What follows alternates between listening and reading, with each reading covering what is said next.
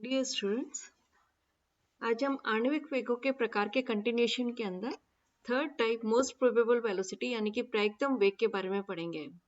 अधिकांश अणुओं के द्वारा रखने वाले वेग को हम मोस्ट प्रोबेबल वेलोसिटी या प्रायिकतम वेग कहते हैं।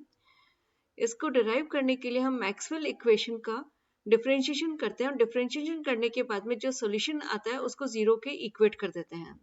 इस प्रकार मैक्सवेल समीकरण का जब हम अवकलन करेंगे तो इसका जो सॉल्यूशन आएगा 4 पाई m by 2 pi rt to the power 3 by 2 2c e to the power minus mc square by 2 rt plus c square into e to the power minus mc square by 2 rt multiply by minus 2 mc by 2 rt is equal to 0।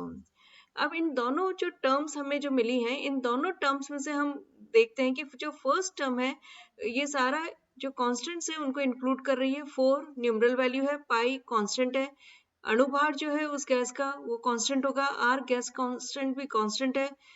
किसी एक definite temperature के ऊपर अगर हम study करते हैं तो T भी यहाँ पर कांस्टेंट हो गया। तो इस प्रकार से जो फर्स्ट फैक्टर है, फर्स्ट टर्म जो है it should not be equal to 0। तो उस केस के अंदर हम ये कहेंगे कि जो सेकंड टर्म है that would be equated to 0। ये सेकंड टर्म जो है वो शून्य के बराबर मानी जाएगी। सेकंड टर्म के अंदर भी हम यहाँ पर कॉमन निकाल लेते हैं, c e to the power minus M C square by 2 R T. So अंदर ब्रैकेट के अंदर रह जाएगा 2 minus M C square by R T that is equal to 0। Again हमें दो टर्म प्राप्त हुई हैं। इन दो टर्म्स में से जो फर्स्ट टर्म है इसको हम 0 के इक्वेट नहीं कर सकते, 0 के बराबर नहीं मान सकते। तो उस स्थिति के अंदर जो द्वितीय टर्म है 2 minus M C square by R T that will be equal to 0। अब इस इक्वेशन के थ्रू हम सी स्क्वायर की वैल्यू निकाल सकते हैं। 2 को हम जब रीअरेंज करेंगे तो 2 is equal to M C square by R T और c square is equal to 2 R T by M. और इन अदर वर्ड्स जब हम c की वैल्यू निकालेंगे तो it will be equal to square root of 2 R T by M. यहाँ पर c को हम मोस्ट प्रोबेबल वेलोसिटी कहते हैं। इसको हम यूजुअली अल्फा के द्वारा रिप्रेजेंट करते हैं। तो यहाँ पर alpha is equal to c root 2 R T by M. और अगर हम 2 का स्क्वायर रूट निकालते हैं तो ये 1.4 root R T by M आता है। इसी प्रकार हम जानते हैं कि आइडियल गैस इक्वेशन के अंदर P V is equal to R T होता है। तो आर टी के प्लेस पर हम यहाँ पर पी वी रख देते हैं। So alpha is equal to c is equal to square root of 2 P V by M. जैसे कि हमने दूसरे डेरिवेशंस के अंदर किया था कि v को हम मास जो मॉलिक्यूलर वेट है उसके नीचे लेकर आ गए। सो p by m by v, और m बाय v जैसा कि हम जानते हैं कि डेंसिटी के बराबर या घनत्व के बराबर होता है। तो इस फॉर्मूले को हम इस प्रकार से भी लिख सकते हैं रूट 2p बाय d। तो इस प्रकार से मोस्ट प्रोबेबल वेलोसिटी के तीन नोटेशन हमने देखे कि root 2 R T by m, root 2 P V by m या root 2 P V by 2p by d हो जाएगा। अब हम तीनों प्रकार की जो वेलोसिटीज या आणविक वेग जो हमने देखे थे, रूट मीन स्क्वायर वेलोसिटी, वर्ग माध्य मूल वेग, एवरेज वेलोसिटी औसत वेग और मोस्ट प्रोबेबल वेलोसिटी यानी कि प्रायिकतम वेग के मध्य में संबंध ज्ञात करते हैं।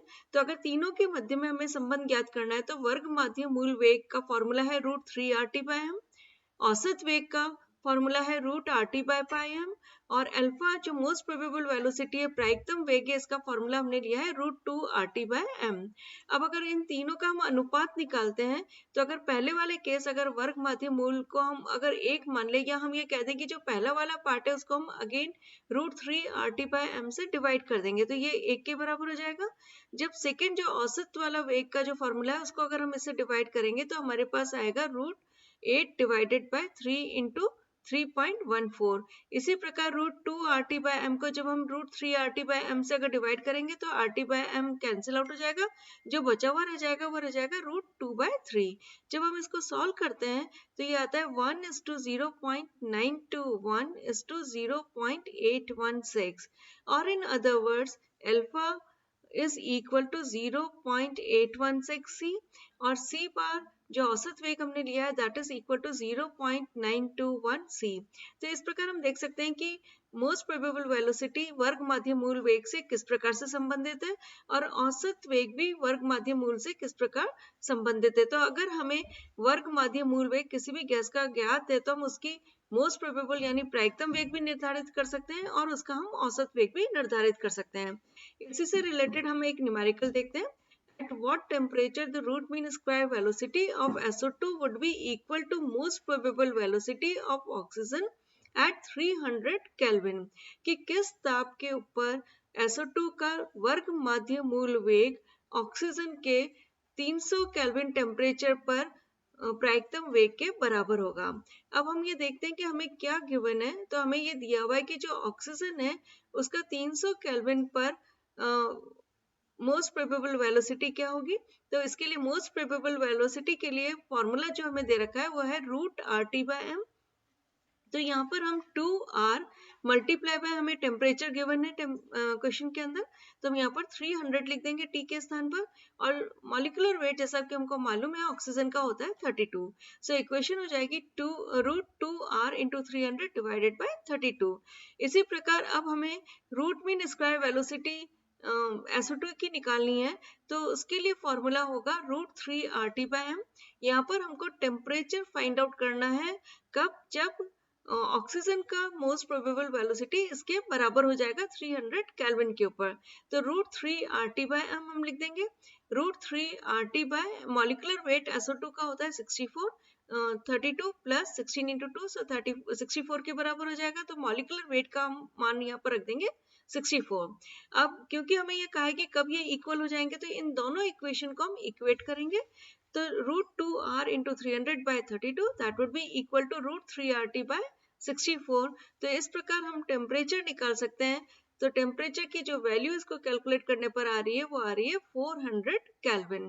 तो इस प्रकार हम ये कह सकते हैं कि 400 केल्विन ताप के ऊपर SO2 का जो रूट मीन स्क्वायर वेलोसिटी है वो ऑक्सीजन के 300 केल्विन पर मोस्ट प्रोबेबल वेलोसिटी के या प्रायिकतम वेग के बराबर होगी। इसी प्रकार हम कई अन्य न्यूमेरिकल भी सॉल्व कर सकते हैं जो हम नेक्स्ट लेक्चर के अंदर देखेंगे।